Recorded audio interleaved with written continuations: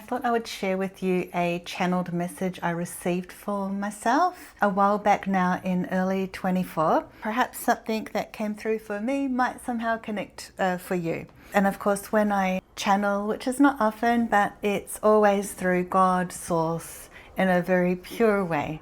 And I just open myself up to receive from a clear space with excellent energy hygiene and pure intention.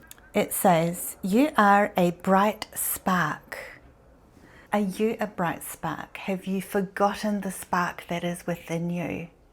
When you are a bright spark, it is just referencing the inner spark within you that is your pure essence and your connection to the divine and your frequency and soul, which is part of your system, which is embodied within you, which is a higher essence of you with all the memory and the wisdom. And sometimes we are a bright spark that becomes very dimmed because of what life brings us and the conditions we are in and all the energies, and especially as sensitive souls. So whatever I say here, what is it saying to you? What is coming up with you? Always trust in your own intuition and guidance and take that to God and through your days, something to mull over as you have your cup of tea and go for a walk. So you guide the masses, but you need to switch the masses off. Do you need to switch the masses off? Because not only are we surrounded by the masses and energetically bombarded when we are there, but also collectively the masses. And then at home, we're not around masses physically.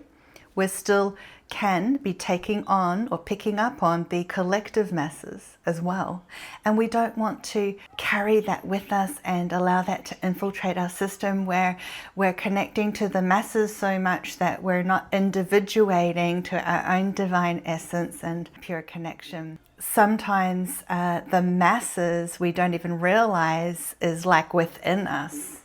We are part of the mass, but we don't need to keep looping in with that energy and allowing that to affect us or sort of become merged with our own energy, which is why energy clearing and maintenance is also important. If you'd like to learn how to clear your energy, I have a beautiful course for that. It's spiritualcourseacademy.com/clearyourenergy.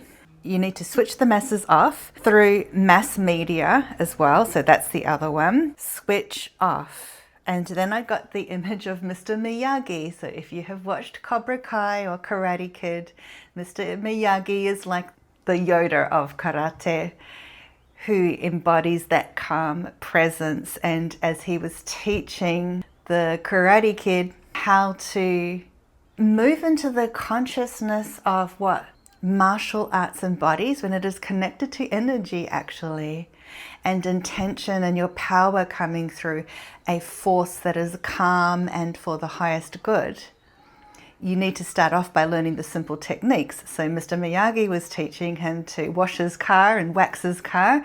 And if you've watched it, you'll know it's wax on, wax off. So he had to keep repeating this motion. Sometimes, so many of us who are deeply intuitive, deeply sensitive, we pick up on so much energy, or we are so like alert and connected that we can just be so activated and turned on so much, especially because we have an open energy and we are empathying on others, and we are these pure souls that we can fall into this, especially with our light worker vibe, you know, wanting to help others, but also we're sensing everything and we're just switched on.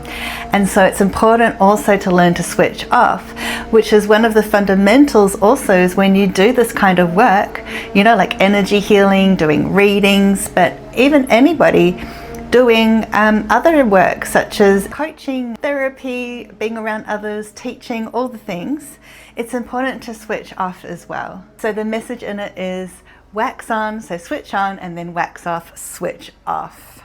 And that also includes going for walks in nature, which is really important. It then says practice detachment.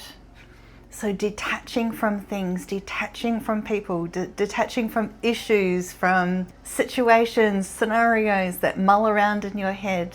So many things. Detaching. We don't need to be so attached and corded. And a lot of the times we are unawares. So this is also about moving into your own awareness. When you are more aware, even though you learn to switch off too, but you can have a switched off version of awareness, which also means more sort of embodied and grounded and discerning and mature. And when you have that, you can pick up on, oh, I'm attaching to this, I'm attaching to that. But we need reminders because it's easy to just fall into it and not even realize. So the art of detachment and being, because being is so core essence, embodying presence and just being and just connecting with the energy that is just here and through nature and the simplicity of things. Being is so much more calming. So next it says, after opening up the windows and blinds, pull the blinds down or pull the blinds over you. Not to block out the light, it says, but rather the energy that you are picking up on, absorbing, all the things. You are insular and protecting yourself within. So you can literally pull down your blinds, your curtains and all of that.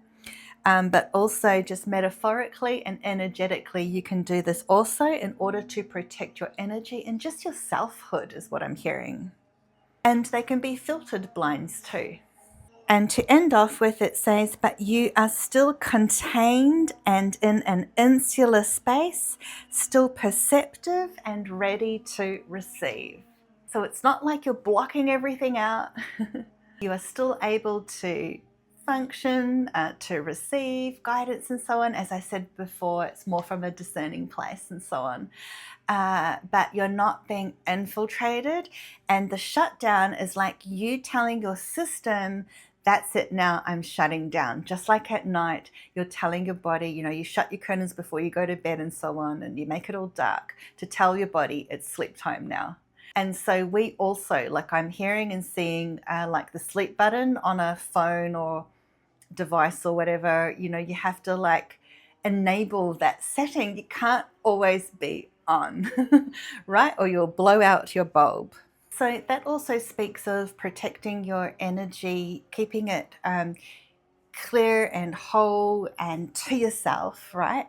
And protected, cocooned. And at the moment, I'm working on a course to help you learn how to protect your energy. Whenever you're listening to this, if you are on my email list, you'll be able to receive a notification of when my courses are out or anything else I might be doing.